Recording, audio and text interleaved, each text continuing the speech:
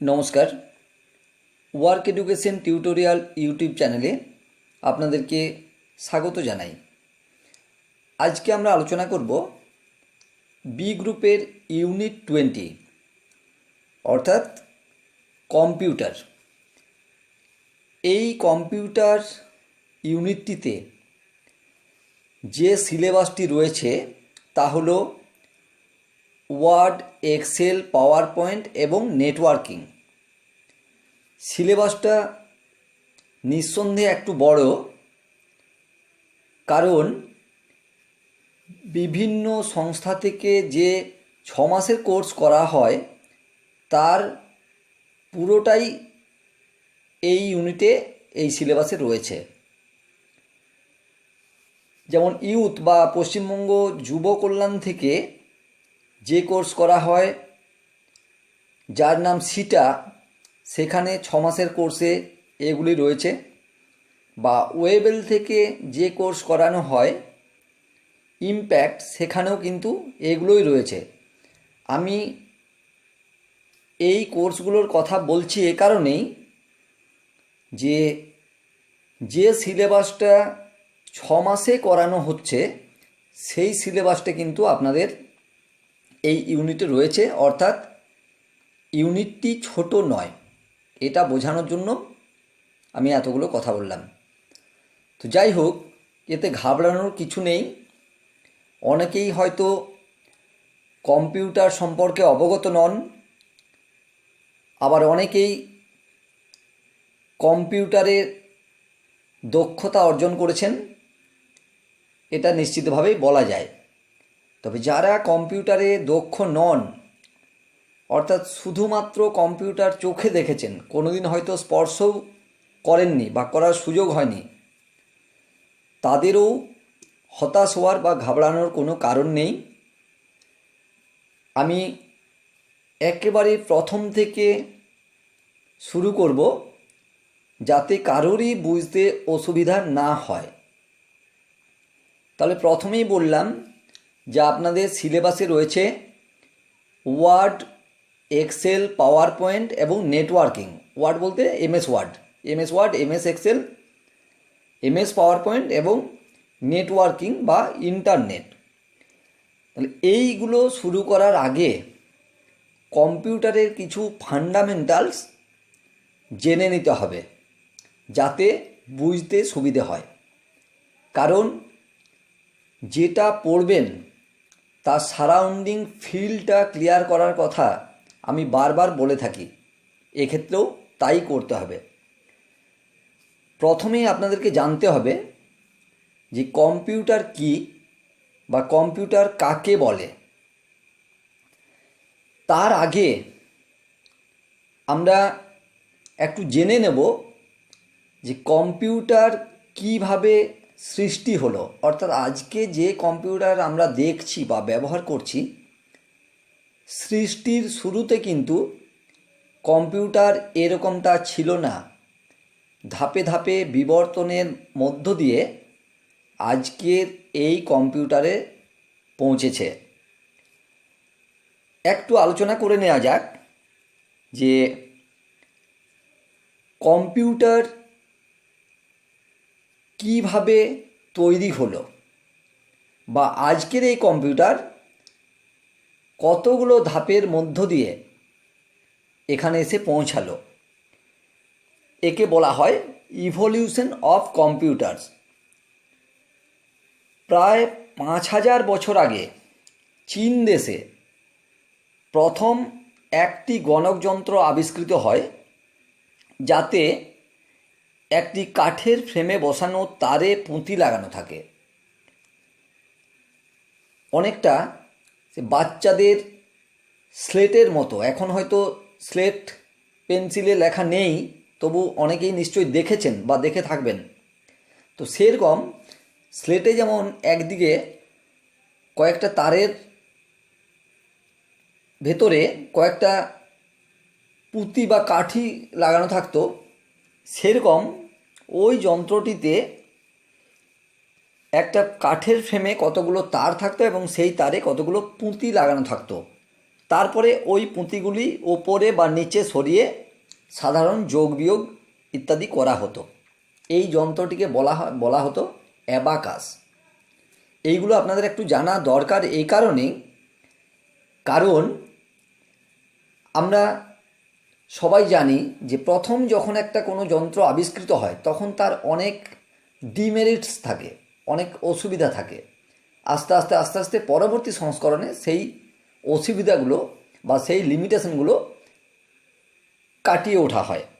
তো যাই হোক, এইভাবে চীন দেশে প্রায় 5000 বছর আগে অ্যাবাকাস তৈরি হলো, অর্থাৎ ওই কাঠির পুঁতিগুলো সরিয়ে সরিয়ে যোগ বিয়োগ, খুবই সাধারণ ব্যাপার। তারপরে 1617 খ্রিস্টাব্দে বিজ্ঞানী জন নেপিয়ার একটি যন্ত্র আবিষ্কার করেন যাতে হাতির দাঁতের তৈরি 10টি দণ্ড থাকে এবং ওই দণ্ডগুলির গায়ে কয়েকটা দাগ কাটা থাকে। এই দণ্ডগুলির সাহায্যে যোগ বিয়োগ এবং গুণ করা যেত, ভাগ করা যেত না কিন্তু।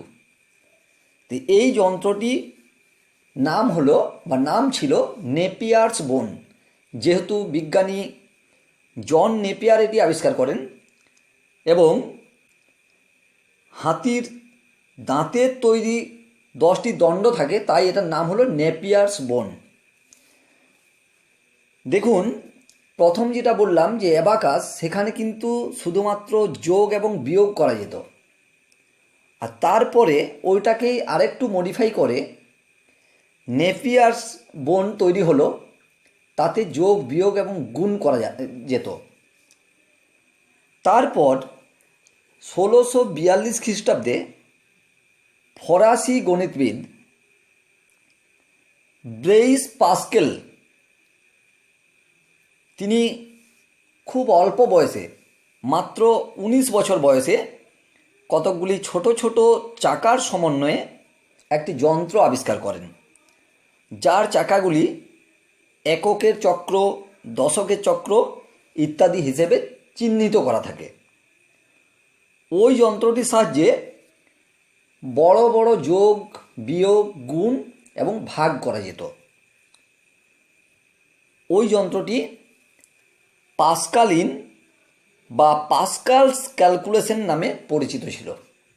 কেমন? তাহলে বিজ্ঞানী, মাফ করবেন, ফরাসি গণিতবিদ পাস্কালিন যে যন্ত্রটি আবিষ্কার করলেন তাতে কিন্তু শুধুমাত্র যোগ বিয়োগ গুণ নয়, ভাগও করা যেত এবং বড় বড় যোগ বিয়োগ গুণ ভাগ করা যেত। অর্থাৎ আস্তে আস্তে ক্রমোন্নতি হচ্ছে যন্ত্রটির। তারপর 1822 খ্রিস্টাব্দে, অর্থাৎ অনেক বছর পরে, যেহেতু পাস্কালিন আবিষ্কার করেছিলেন 1642, তারপরে 1822, অর্থাৎ অনেক অনেক বছর পর কেমব্রিজ বিশ্ববিদ্যালয়ের গণিতের অধ্যাপক চার্লস ব্যাবেজ, আপনারা চার্লস ব্যাবেজের নাম সবাই শুনেছেন, উনি একটি গণক যন্ত্র আবিষ্কার করেন যার সাহায্যে বিভিন্ন ধরনের গাণিতিক ও পরিসংখ্যানগত গণনার একাধিক কাজ একসঙ্গে করা যেত। এছাড়াও ভবিষ্যতের জন্য তথ্য মজুত করে রাখা যেত। এই যন্ত্রটির নাম হলো ডিফারেন্সিয়াল ইঞ্জিন।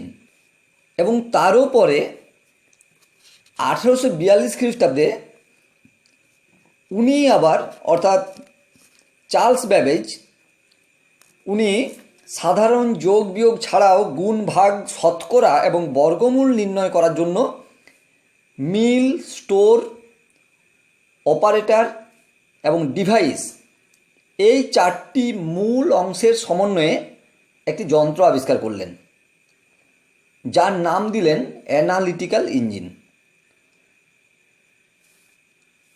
যাই হোক, এইভাবে আস্তে আস্তে কম্পিউটার ক্রমোন্নতির পথে এগোয়।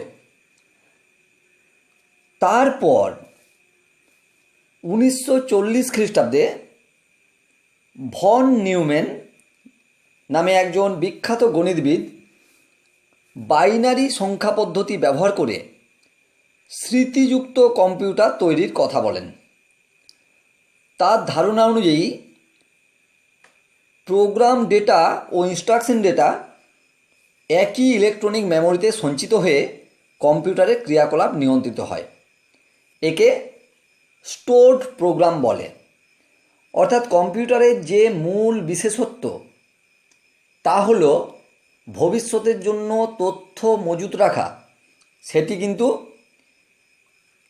ইনি অর্থাৎ ভন নিউম্যান বললেন, যদিও তার আগে ডিফারেন্সিয়াল ইঞ্জিনে অধ্যাপক চার্লস ব্যাবেজও এ কথা বলেছিলেন, কিন্তু তার বাস্তবায়িত হলো ভন নিউম্যান নামে একজন বিখ্যাত গণিতবিদের হাত ধরে। এরপর ভন নিউম্যানের ধারণা অনুযায়ী কোনো ডেটার গ্রহণ, বিশ্লেষণ বা ফলাফল প্রদানের জন্য কম্পিউটারের 5টি বিভাগ কার্যকরী ভূমিকা নেয়। সেই 5টি বিভাগ কি? Input unit, output unit, memory, ALU অর্থাৎ অ্যারিথমেটিক অ্যান্ড লজিক ইউনিট এবং সিইউ অর্থাৎ কন্ট্রোল ইউনিট। এই ধারণাটিকে বলা হয় ভন নিউম্যান কনসেপ্ট বা ভন নিউম্যান ধারণা। এই ধারণার উপর ভিত্তি করে আজকে আমরা যে কম্পিউটারগুলো দেখছি, একবারে সুপার কম্পিউটার থেকে শুরু করে বিভিন্ন ধরনের পোর্টেবল কম্পিউটার বা পার্সোনাল কম্পিউটার সবই কিন্তু এই ভন নিউম্যান কনসেপ্টের উপরে ভিত্তি করে তৈরি হয়। তো সেখানেও অনেক ধরনের প্রতিবন্ধকতা ছিল বা ঘাটতি ছিল। পরে ধাপে ধাপে বেশ কয়েকটি জেনারেশনের মাধ্যমে বা প্রজন্মের মাধ্যমে সেই ঘাটতিগুলো দূর করা হয়। ওদেরকে বলা হয় কম্পিউটার প্রজন্ম বা কম্পিউটার জেনারেশন। যাই হোক, সেগুলো নিয়ে আমরা পরবর্তী ভিডিওতে আলোচনা করব। তাহলে এইভাবে আজকের কম্পিউটার সৃষ্টি হলো। আপনারা এগুলো গল্পের মতো করে আমি বললাম, আপনারা এগুলো মনে রাখার চেষ্টা করবেন। আর যদি কোথাও কোনো বুঝতে অসুবিধা হয়, আপনারা অবশ্যই আমাকে কমেন্ট বক্সে কমেন্ট করে বা ভিডিও শেষে যে ফোন নাম্বার দেওয়া আছে সেখানে ফোন করে জানাবেন। আর যারা আগের ভিডিওগুলো দেখতে পারেননি তাদের জন্য আমি ডেসক্রিপশন বক্সে আগের ভিডিওগুলোর লিঙ্ক দিয়ে দিচ্ছি, আপনারা দেখে নেবেন। আর যদি মনে করেন যে চ্যানেলটি থেকে আপনাদের উপকার হচ্ছে বা উপকার হতে পারে, তাহলে চ্যানেলটিকে সাবস্ক্রাইব করে রাখবেন। আর আরেকটা কথা, যারা ফোন করবেন তাদেরকে বলবো দয়া করে খুব সংক্ষেপে কথা বলবেন, কারণ সবার সাথে বিস্তারিত কথা বলতে গেলে আমার অনেক অসুবিধা হয়। আশা করি এটা আপনারা বুঝবেন। পড়তে পড়তে যে কোনো প্রবলেম হলে আমার সাথে যোগাযোগ করুন, আমি যতটা সম্ভব হেল্প করার চেষ্টা করব। তাহলে আজকে এ পর্যন্তই। সবাই খুব ভালো থাকবেন। আবার দেখা হবে পরবর্তী ভিডিওতে। নমস্কার।